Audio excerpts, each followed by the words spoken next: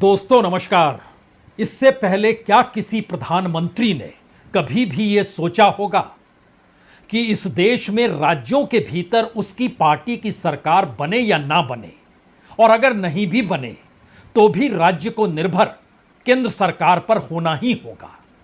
यानी राज्य को चलाने के लिए जो पैसा चाहिए, वहां पर किसी भी नीतियों का ऐलान करने के बाद उसे लागू करने के लिए जो पैसा चाहिए, वो राज्य सरकार बिना केंद्र की सहायता के कर ही नहीं सकती है। दरअसल फेडरल स्ट्रक्चर इस देश के भीतर में राज्यों को अधिकार देता है और इस देश में राज्यों द्वारा जो भी पैसा केंद्र जमा करता है उसमें उसकी हिस्सेदारी को लौटा देता है। लेकिन एक क्षण के लिए आज की तारीख में आप हरियाणा और महाराष्ट्र के चुनाव के इर्द गिर्द खड़े हो जाइए और फिर जरा सोचना शुरू कीजिए कि अगर महाराष्ट्र और हरियाणा में बीजेपी नहीं रहती है, यानी केंद्र में बीजेपी की सत्ता है, एनडीए की सरकार है, लेकिन इन दो राज्यों में एनडीए या बीजेपी की सरकार नहीं है, लेकिन इन दो राज्यों को चलाने के लिए कांग्रेस या फिर इंडिया गठबंधन अगर वह किन्हीं आर्थिक नीतियों को लागू कराना चाहते हैं तो क्या उनके पास पैसा होगा या नहीं होगा। और इस दौर में अगर केंद्र सरकार एक एक करके बहुत तेजी के साथ इस देश के कॉरपोरेट के आश्रय इस देश की पूरी अर्थव्यवस्था को चलाने में लग जाए और वो तमाम नीतियों में बनाने में जुट जाए जो अलग अलग मंत्रालय इस देश के सार्वजनिक उपक्रमों के जरिए इससे पहले बनाते थे, यानी इस देश में जो भी कैबिनेट मिनिस्टर अपने अपने मंत्रालयों को संभाल रहा है उनके हाथ में कोई लगाम नहीं है। निर्णय पीएमओ के जरिए होगा। वहां बैठी नौकरशाही इस बात को लगातार देखेगी कि आखिर मौजूदा वक्त में प्रधानमंत्री की नीतियां कैसे इस देश को चलाने के मद्देनजर राज्यों की अर्थव्यवस्था पर भी नकेल कस सकती है या नहीं कस सकती है। तीसरे टर्म में यह सवाल बहुत बड़ा हो चला है। पहले 100 दिनों का खाका जब सरकार ने रखा कि हमने 15 लाख करोड़ रुपए अलग अलग योजनाओं के तहत इस देश में लगा दिए हैं या लगाने जा रहे हैं, और उसके बाद जानकारी आई कि अगले 100 दिनों को लेकर भी अब अलग अलग मंत्रालयों को कहा गया है कि आप नए नए आइडिया लेकर आइए। उस आइडिया का मतलब यह नहीं है कि आप ही को लागू करना है, लेकिन हर मंत्रालय से जुड़ा हुआ ऐसा आइडिया तो होना चाहिए कि इस देश का कॉरपोरेट उसमें पैसा लगा दे, और पैसा लगाने की दिशा में केंद्र सरकार मदद करे, राज्य सरकार मदद करे, और वह योजना इस देश के भीतर में चालू हो जाए। और चालू होने के बाद ऐसे नियम कायदे उसको समझौते के तहत रखने की दिशा में बढ़ जाइए जहां पर कोई उसे रोक ना सके। यानी मौजूदा वक्त में अगर मोदी सरकार अलग अलग राज्यों को अपने दायरे में लेकर नीतियों का ऐलान करते चली जाती है और अर्थव्यवस्था राज्यों की उन नीतियों से जुड़ने की जरूरत होती है। कुछ गैर बीजेपी शासित राज्य तो विरोध कर सकते हैं, जैसे आयुष्मान भारत को लेकर कुछ राज्यों ने विरोध किया कि हेल्थ सर्विस को लेकर, उसमें बंगाल भी था, दिल्ली भी था, पंजाब भी था, केरल भी था शुरू में। लेकिन जहां जहां बीजेपी की सत्ता है वह तो तुरंत हां कर देंगे क्योंकि दिल्ली से यह नीति बनकर चलकर आई है। तो क्या ऐसी व्यवस्था वाकई हो सकती है या हो रही है या उस दिशा में कदम बढ़ चुके हैं जहां पर केंद्र के हाथों में ही राज्यों की अर्थव्यवस्था की लगाम रहेगी? अगर आप बजट के आंकड़ों को भी परखें तो बजट में हमारी टीम ने बतलाया कि दरअसल बजट में भी जितना पैसा टैक्स के जरिए वसूला जाता है उसमें राज्यों का जो हिस्सेदारी होती है, जो वसूली जाती है, वो तकरीबन 12,47,211 करोड़ है। और राज्यों को जो पैसा लौटाया जाएगा उसमें उसकी संख्या 9,245 करोड़ है, जो कि केंद्र द्वारा जो अलग अलग स्पॉन्सर्ड स्कीम है उसमें भी इस पैसे को खर्च होना है, और यह तकरीबन 5 लाख करोड़ से ज्यादा का है। इसमें स्वच्छ भारत मिशन भी है, इसमें मनरेगा भी है, इसमें अमृत और स्मार्ट सिटी भी है, इसमें national rural drinking water mission भी है, नेशनल हेल्थ मिशन भी है, सड़क योजना भी है, प्रधानमंत्री आवास योजना भी है। यह एक सरकार द्वारा बजट में एक जानकारी दी गई। लेकिन अब सवाल उसके आगे का है। जो पहले 100 दिनों में 15 लाख करोड़ का जिक्र हुआ और जो आने वाले दिनों में 15 लाख करोड़ का जिक्र करने की दिशा में सरकार बढ़ रही है, और इसके ठीक समानांतर जो पूरे 53 करोड़ 53 करोड़ के जो बैंक अकाउंट इस देश के भीतर खुले हैं, जनधन योजना के साथ साथ जनधन योजना में भी तकरीबन 40 करोड़ लोगों ने खाते खोले। उन खातों के जरिए जो लाभार्थी योजना बनाई गई, उस लाभार्थी योजना में राज्यों का एक योगदान, केंद्र का योगदान, दोनों का योगदान लेकर चलता है। लेकिन उसका सच भी क्या है? क्या वाकई वो चलता है? और जितना पैसा सरकार ने लाभार्थी योजना के तहत खर्च किया, यकीन जानिए आज जो हम आपको जानकारी देंगे उसके बाद आप ये कह सकते हैं तब तो इस देश में कोई गरीब होना नहीं चाहिए, कोई बेरोजगार होना ही नहीं चाहिए। और इस देश के भीतर में विकसित सवाल भी छोटा पड़ जाएगा जितना पैसा सरकार ने लाभार्थी योजना के तहत खर्च किया है। लेकिन आइए जरा इसको सिलसिलेवार तरीके से परखने की जरूरत इसलिए है क्योंकि अब बीजेपी शासित राज्य हों या फिर बीजेपी के अध्यक्ष हों, हर कोई जिन बातों का जिक्र करता है पहले उनकी आवाज सुन लीजिए। हर के जहन में विकसित भारत, 21वीं सदी, प्रधानमंत्री मोदी और उसके साथ साथ योजनाओं का पूरा पैमाना। कोई बता रहा है आपको 5 लाख रुपए इसमें योजना मिल जाएंगे, कोई बता रहा है स्वच्छ योजना में भी तकरीबन 300 करोड़ रुपए खर्च हो जाएंगे, कोई अलग अलग योजनाएं बता रहा है। पहले इस आवाज को सुन लीजिए। who are covered under Ayushman Bharat, जो वो 12 करोड़ 37 लाख परिवार जो कवर्ड है, उनके घर में भी 5 लाख रुपीस का टॉप अप मिलेगा। They will be also given 5 lakh rupees का कवर और उनको टॉप अप का कवर दिया जाएगा 5 लाख रुपए का। और जो बिलो 70 वाले हैं उनका आयुष्मान भारत का 5 लाख का हेल्थ कवर बरकरार रहेगा। जैसे તમારો સ્વભાવ પણ સ્વચ્છતા ગ્રાહી થશે તો જે પ્રમાણેની માન્ય નરેન્દ્રભાઈ સ્વચ્છતા માટેનો જે આગ્રહ રાખે છે, દુરાગ્રહ રાખે છે, એને આપણે પહોંચી વળીશું। मोदी जी के नेतृत्व में देश को महासत्ता बनाने का 140 करोड़ जनता का सपना 100% पूरा होगा। 21वीं सदी भारत की सदी, ऐसा मोदी साहब ने कहा था। हमारा भी यही कहना है कि 21वीं सदी भारत की सदी, क्योंकि देश के कप्तान हैं नरेंद्र मोदी। यहां एक सवाल और अपने जहन में रखिए। इस दौर में जिन भी राज्यों में चुनाव हो रहा है उसमें जितना पैसा बांटा जा रहा है, यह कहकर बांटा जा रहा है कि हम सत्ता में आएंगे तो कैश आपको दिया जाएगा। वो विकलांग हो, वो बुजुर्ग हो, वो महिलाएं हो, वो बेरोजगार युवा हो, जो भी हो, सभी को पैसा बांटा जाएगा। एक सवाल हर जहन में उठना चाहिए, इतना पैसा इससे पहले सरकार के पास क्यों नहीं था? और था या नहीं था उससे हटकर अब जरा इन परिस्थितियों में आकर खड़े होइए। इस देश के बंदरगाह, इस देश की सड़क, इस देश में रेलगाड़ी, इस देश में एयरपोर्ट, इस देश में इंडस्ट्रियल हब, इस देश के भीतर जो वाटर एयरपोर्ट है, जो प्रधानमंत्री का सूर्य घर बनाने की योजना है, जो किसानों को एमएसपी देने का प्रावधान है, अगर उसके आंकड़े भी परखना शुरू कीजिएगा तो आप हैरत में आ जाएंगे।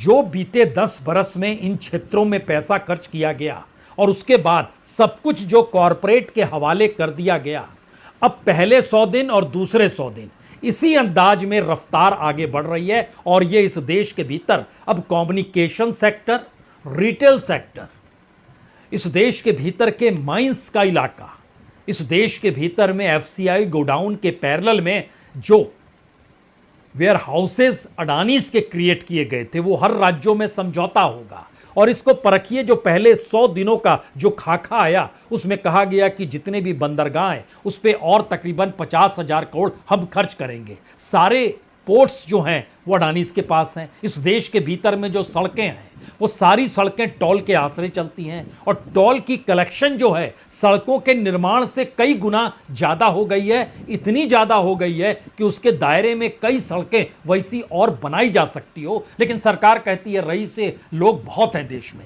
उनसे पैसा वसूलना होगा। यानी उस सड़कों पर गरीब ना चले, जिनके जेब में पैसा है वो ना चले। और इसी मार्फत तकरीबन 58,000 करोड़ रुपए जो अब अपग्रेडेशन सड़क का किया जा रहा है, या फिर जो फास्ट सड़कें बनाने की बात है, जो नए मार्ग बनाने की दिशा में, उसमें तकरीबन 58,000 करोड़। रेलगाड़ी यानी ट्रेन में भी तकरीबन 42,000 करोड़। एक्सीडेंट्स भूल जाइए, अब हाई स्पीड ट्रेन का दौर है।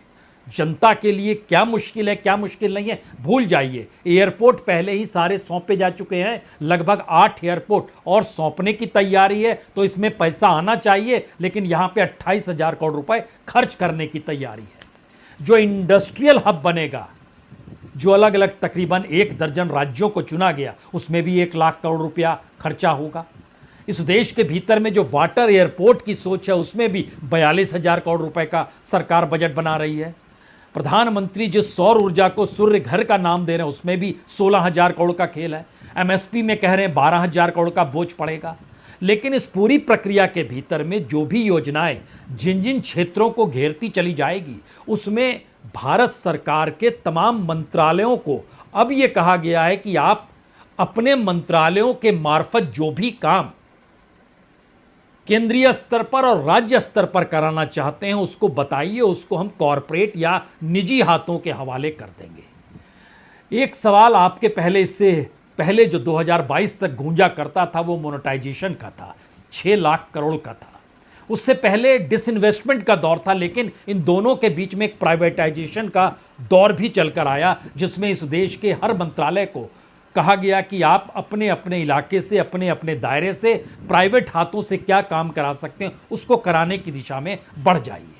लेकिन इस पूरी प्रक्रिया के भीतर में नया सवाल जो उभर रहा है कि क्या वाकई ये सब पैसा है या कॉरपोरेट के जरिए एक गिमिक है। गिमिक इसलिए क्योंकि इस देश के भीतर में क्या कुछ आम लोगों को राहत रियायत मिल रही है, इसको अगर आप लाभार्थी से सुनना शुरू करें तो जरा सुन लीजिए, समझ लीजिए। इस देश के भीतर में लाभार्थी का खेल क्या है, पैसे का पूरा मैनिपुलेशन शेयर बाजार के जरिए कैसा है, और बड़े बड़े कॉरपोरेट का पूरा मैनिपुलेशन या उनके नेटवर्थ की बढ़ोतरी। इस देश के लोगों से कोई जुड़ाव नहीं है। सरकार इस तरीके से इस देश की इकोनॉमिक ढांचे को अब रखना चाहती है, जहां पर अभी तक जीएसटी का पैसा मिल जाए राज्य रोना रोते थे, या रोते थे कि हमारे हिस्से का पैसा तो आप हमें दे दीजिए और फेडरल स्ट्रक्चर को मानिए तो सही। अब वो दूर की गोटी है। उसके आगे नई आर्थिक नीति निकल जाए, और चाहे हार हरियाणा में हो, चाहे महाराष्ट्र में हो, या आने वाले वक्त में कहीं भी हार मिले, लेकिन वहां की इकोनॉमी को चलाने की कमान केंद्र के हाथ में होनी चाहिए, तभी तो वो सही मायने में सत्ता चलाएगी। हम आपको कुछ उदाहरण इसलिए देना चाह रहे हैं शुरू में ही, जिससे आप समझ पाए कि इस देश की इकोनॉमी चलती कैसे है। तो पहली बात, इस देश के भीतर में जितने भी अलग अलग योजनाएं चल रही हैं, उसके मार्फत कुल लाभार्थियों की तादाद तकरीबन 53 करोड़ 45 लाख है। इसमें जो रकम डाली गई है वो है तकरीबन 2,31,997 करोड़ रुपए। यानी एवरेज निकालिएगा तो प्रति अकाउंट आएगा 4,340 रुपए 45 पैसे। यह एक इस देश का सच है, जितने भी अकाउंट हैं। लेकिन इसके भीतर जब आप यह सोचकर घुसिएगा कि जनधन योजना क्यों शुरू की गई थी, तो जनधन योजना का जो पूरा अकाउंट है वो सरकार के हिसाब से 32 करोड़ 41 लाख का है। इसमें जो रकम गई वो 81,200 करोड़ रुपए की गई, यानी प्रति अकाउंट 2,505 रुपया। ये जनरल सिचुएशन है इस देश के भीतर की, जो हम आपको पैसे बतला रहे हैं, 10 बरस के पूरे कच्चे चिट्ठे को आपके सामने रख रहे हैं, और उसके भीतर अलग अलग योजनाओं के जरिए घुसिएगा। मसलन आप कहेंगे प्रधानमंत्री सुरक्षा बीमा योजना।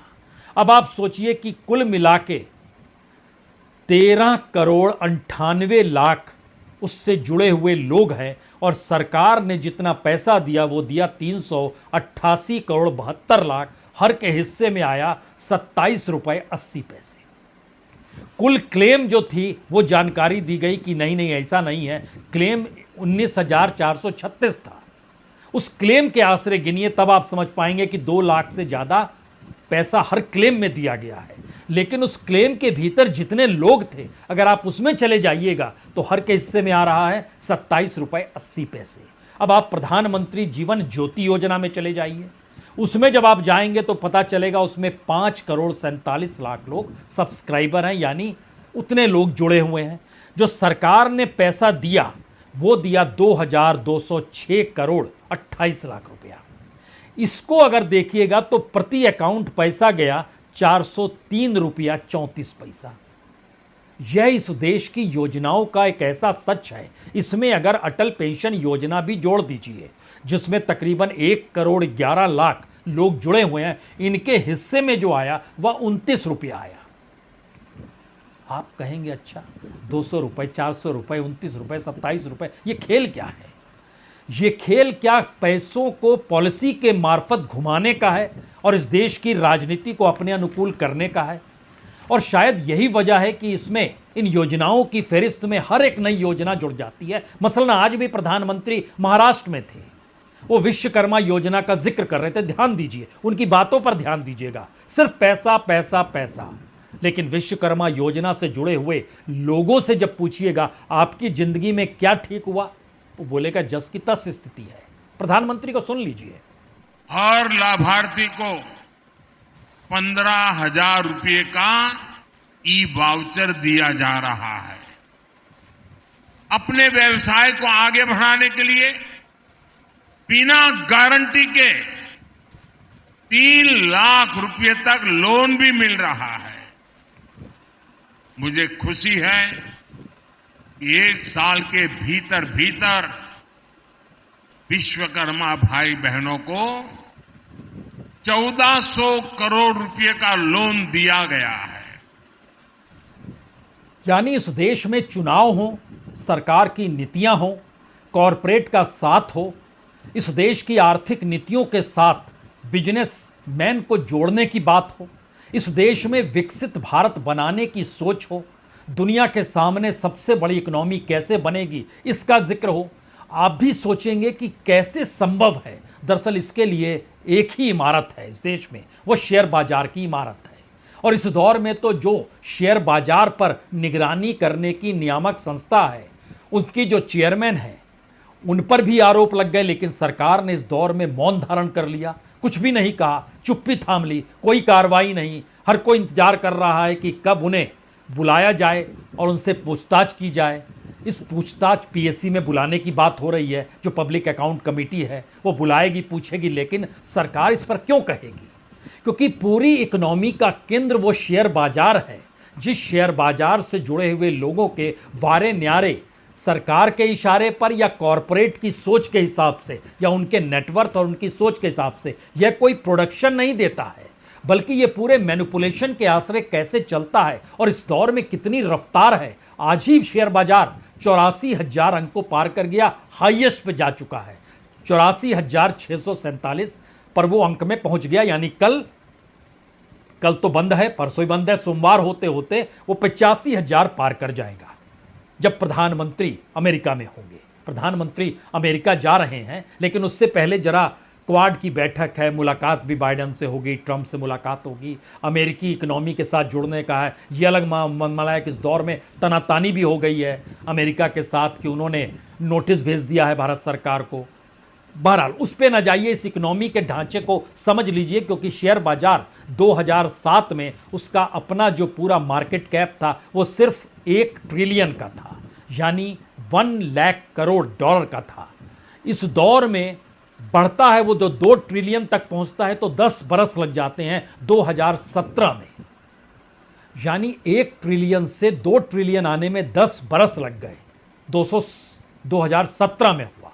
लेकिन प्रधानमंत्री मोदी और इस देश के कॉरपोरेट की यारी इस देश में नोटबंदी के बाद और जीएसटी लागू होने के साथ जिस तेजी के साथ निकल कर आई, उसमें इस देश के भीतर में बिजनेसमैन ढहढहाने लगा। छोटे सेक्टर तबाह हो गए, लेकिन बड़े सेक्टर इस दौर में बढ़ते चले गए, उनका नेटवर्क बढ़ते चला गया। और उसकी रवानगी देखिए आप शेयर बाजार की। 2007 में 1 ट्रिलियन डॉलर, 2017 में 2 ट्रिलियन डॉलर, 2021 में अब 4 बरस के बाद ये 3 ट्रिलियन हो जाता है। और उसके बाद 2 बरस का वक्त लगता है, नवंबर 2023 में ये 4 ट्रिलियन हो जाता है।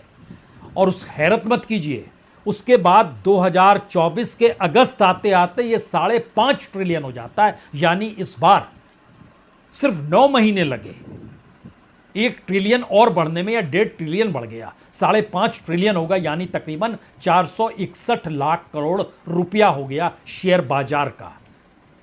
यह रफ्तार है शेयर बाजार की, उस इकोनॉमी की जो दुनिया के किसी भी शेयर बाजार की इतनी बड़ी रफ्तार के साथ नहीं बनी है। एवरेज भी निकालिएगा दुनिया के भीतर में तो वो एवरेज जो निकलता है वो तकरीबन 30%, 40%, इससे ज़्यादा रफ्तार से नहीं बढ़ता है। लेकिन भारत के भीतर 2017 में जो 2 ट्रिलियन हुआ, उसके बाद पहली रफ्तार 2019 में कोविड से ठीक पहले 77% की हुई, और आज की तारीख में ये एवरेज तकरीबन 125% की रफ्तार से छलांग मार रहा है, जो इसका मार्केट कैप बढ़ रहा है। तो सोचिए पूरे पैसे का खेल कितना बड़ा है। और अंतर्राष्ट्रीय तौर पर कोई भी शेयर बाजार की रफ्तार और बैंकों की रफ्तार, जैसे भारत का रिजर्व बैंक मुनाफे का पैसा सरकार को दे देता है, इतना डिविडेंड दुनिया के किसी भी बैंक ने, वो अमेरिकन बैंक हो या यूनाइटेड किंगडम का बैंक हो यानी ब्रिटिश बैंक हो जो वहां का सेंट्रल बैंक है, वह भी उतनी रफ्तार से नहीं कमा पाता है, वो लॉस में चल रहे हैं। लेकिन भारत में बैंकों की कमाई भी है, क्योंकि बैंकों द्वारा लिए गए कर्ज की माफी सरकार जिस रफ्तार से करती है वो रफ्तार चौंकाने वाली है। यानी अंतर्राष्ट्रीय बाजार में भारत की इकोनॉमी की धमक जिन कॉरपोरेट के आश्रय देनी और उन कॉरपोरेट को अंतर्राष्ट्रीय बाजार से जो पैसा निकालना है और अंतर्राष्ट्रीय तौर पर जिन्हें भारत में पैसा लगाना है, उसके लिए भारत के तमाम मंत्रालय काम में जुट जाएं, सब कुछ निजीकरण होगा और केंद्र के पास उसकी कमान रहेगी।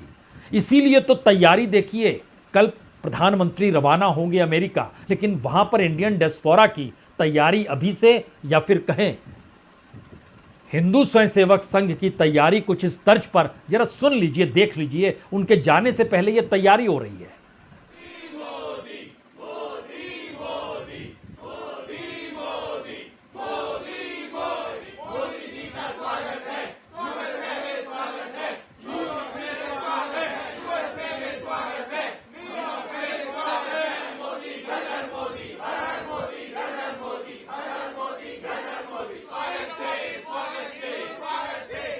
भारत के प्रधानमंत्री अंतर्राष्ट्रीय बाजार के मास्टर हैं, इससे आप इनकार नहीं करेंगे।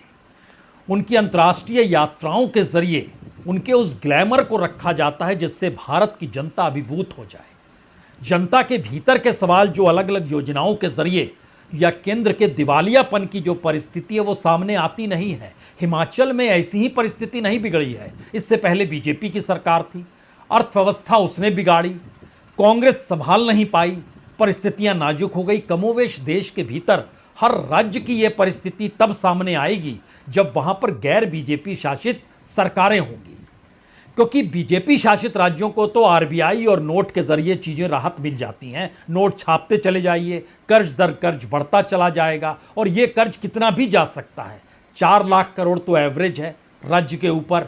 एवरेज के बाद आगे बढ़िएगा, आज की तारीख में 2024 के चुनाव के बाद ये एवरेज बढ़कर तकरीबन 5.5 लाख करोड़ का हो गया है। लेकिन कई राज्यों के ऊपर 8 लाख करोड़, कई के ऊपर 16 लाख करोड़ तक का मामला हो गया है, जो कर्ज में डूबे हुए राज्य हैं। यानी राज्यों की इकोनॉमी पर कब्जा कैसे किया जाए और इस देश के भीतर पैसों के आश्रय एक शॉक एब्जर्वर बनाए रखा जाए, इसका सबसे बेहतरीन और आखिरी उदाहरण मुद्रा योजना है। 28-29 लाख करोड़ रुपए इस देश में बांटे गए। क्या आप कल्पना कर सकते हैं कितने युवाओं को बांटे गए? 2023-24 यानी लास्ट फाइनेंशियल ईयर की जानकारी हमारे पास आई कि उसमें लगभग जो अकाउंट्स थे वह 6,67,77,013 अकाउंट थे मुद्रा योजना के तहत लास्ट फाइनेंशियल ईयर के। उनको जो पैसा दिया गया वह 5,32,398 करोड़, यानी एवरेज 79,721 रुपीस। ये एवरेज है और इसमें 3 हिस्सों में दिया जाता है। एक शिशु होता है जिसमें 50,000 तक का लोन देते हैं, एक किशोर होता है जिसमें 5 लाख तक का लोन देते हैं, और एक तरुण होता है जिसमें 10 लाख तक का लोन दिया जाता है। लेकिन आप हैरत में मत आइएगा, क्योंकि इस पूरी प्रक्रिया के भीतर में जो एवरेज निकल कर आता है, अगर वो एवरेज 1 लाख भी नहीं छू पा रहा है तो इसका मतलब बहुत साफ है कि 80% 50,000 से कम लोगों को दिया गया। बाकियों को जो दिया गया अपने तौर पर कर्ज, वो बहुत छिटपुट हिस्सा है। कभी इस पर पूरी जानकारी आपको देंगे, क्योंकि इस दायरे में सरकार ने भी बताया है कि जनरल क्लास है, एससी को इतना दिया है, ओबीसी को इतना दिया है, एसटी को इतना दिया है और टोटल इतना है। अगर इसका भी खाका आप रखना चाहते हैं तो ऐसे समझिए कि जनरल क्लास को लगभग 3.5 करोड़ लोगों के अकाउंट को पैसा दिया गया। जो पैसा दिया गया वो तकरीबन 3.5 लाख करोड़ को दिया गया, 3.5 लाख करोड़ दिया गया, यानी एवरेज 96,000 रुपीस पर के हिस्से में आया।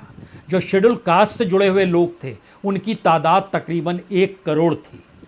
उनको जो एवरेज दिया गया पैसा वो 55,000 रुपए का टोटल का है, पूरे फाइनेंशियल ईयर का 55,000 रुपए एवरेज निकल कर आता है।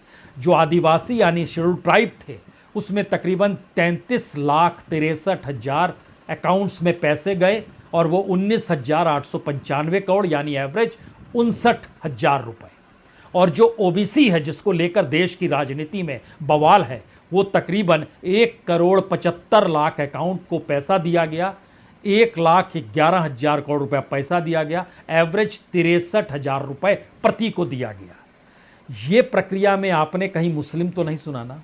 जी नहीं, सरकार की कैटेगरी में मुस्लिम नहीं है। जो मुद्रा योजना के तहत उसने पूरा डाटा रख रखा है और ये मैसेज इस रूप में है कि इस देश के भीतर की जितनी भी योजनाएं हैं, हमारी टीम ने कहा कि इसकी जानकारी जरूर दे दीजिएगा, क्योंकि राज्यों में जो वसूली हो रही है और राज्य जिस दायरे में फंस गए हैं उसमें मिड डे मील भी आता है जिसमें 2.5-3 पैसा जो है हर किसी को देना पड़ता है, जो राज्य सरकार की होती है प्रति खाने में। लेकिन इस सब के बावजूद भी जो umbrella integrate child development service है इसमें 21,200 करोड़ रुपए खर्च होते हैं और ये सरकार राज्यों को उसमें हिस्सेदारी मांगती है। नेशनल एजुकेशन मिशन में राज्यों की हिस्सेदारी है, हेल्थ मिशन में राज्यों की हिस्सेदारी है, पीएम आवास योजना में राज्यों की हिस्सेदारी है, ग्राम सड़क योजना में हिस्सेदारी है, नल से जल में हिस्सेदारी है, मनरेगा में हिस्सेदारी है, स्वच्छ भारत मिशन में हिस्सेदारी है, चाइल्ड सेंट्रल स्कीम में हिस्सेदारी है। इतनी योजनाओं की हिस्सेदारी के बाद और इनके पास कोई दूसरा ऑप्शन नहीं है, यानी चुनाव हारे तो हारे लेकिन राज्यों की कमान हमारे हाथ में रहेगी और कोई मंत्री ना नुकुर नहीं कर सकता है। नीतीश कुमार आज साथ इसलिए खड़े हैं क्योंकि उन्हें केंद्र से पैसा चाहिए। चंद्रबाबू नायडू इसलिए खड़े हैं, उन्हें पैसा चाहिए और वह तो अमरावती को एक शानदार राजधानी के तौर पर बनाना चाहते हैं और उसके लिए अभी उन्हें 90,000 करोड़ रुपए और चाहिए। यानी इस देश के भीतर में धीरे धीरे जो एक नेशन एक चुनाव का जिक्र है वह उस इकोनॉमिक दायरे में और उस डेमोक्रेसी के समानांतर एक नई परिस्थितियों को कैसे खींचा जाए जिसमें एक व्यक्ति की राजनीति और उसी की अर्थनीति और उसी के साथ कॉरपोरेट और पैसा पूंजी उसी आश्रय ये देश चले, अन्यथा आप नहीं चला सकते हैं। ये प्रूफ करने में हमको बहुत देर लगेगी नहीं। तो इस जगह पर आप आकर खड़े हो चुके हैं। प्रधानमंत्री की बाजीगरी आप समझ लीजिए, वो हारे या जीते कमान हाथ में रहनी चाहिए और ये कमान कॉरपोरेट और निजी हाथों के जरिए सरकार यानी केंद्र के हाथ में कैसे रहेगी, अब ये बताने की जरूरत होनी नहीं चाहिए। बहुत बहुत शुक्रिया, बहुत बहुत शुक्रिया।